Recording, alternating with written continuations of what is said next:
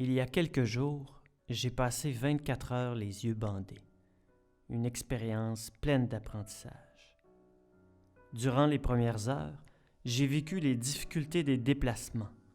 On apprend à longer les murs comme si on avait des yeux au bout des doigts. Mon cerveau se faisait une représentation mentale de l'espace qu'il connaît habituellement. On voit dans notre tête. Ça devient vite fatigant d'ailleurs. Par défaut, je me suis retrouvé une journée complète sans Internet, sans lecture, sans regarder la météo, sans courriel, sans pouvoir lire l'heure, sans publicité, Dieu merci.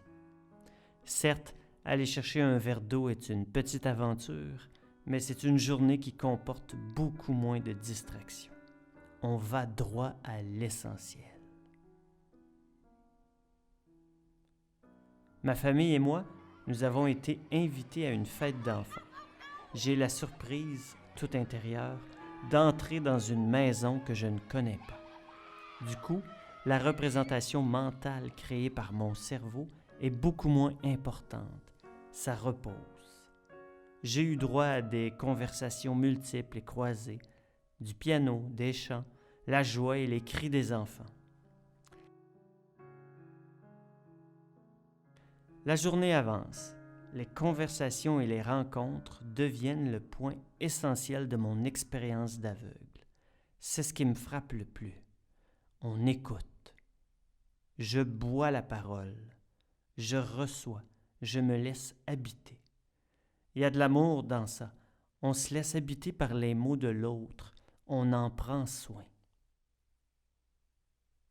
Et on parle à notre tour. On donne une parole essentielle, réfléchie, posée. On ne répond pas pour rien. On coupe beaucoup moins la parole aux autres. On choisit mieux nos mots. On écoute. On parle plus facilement de l'essentiel. On écoute encore.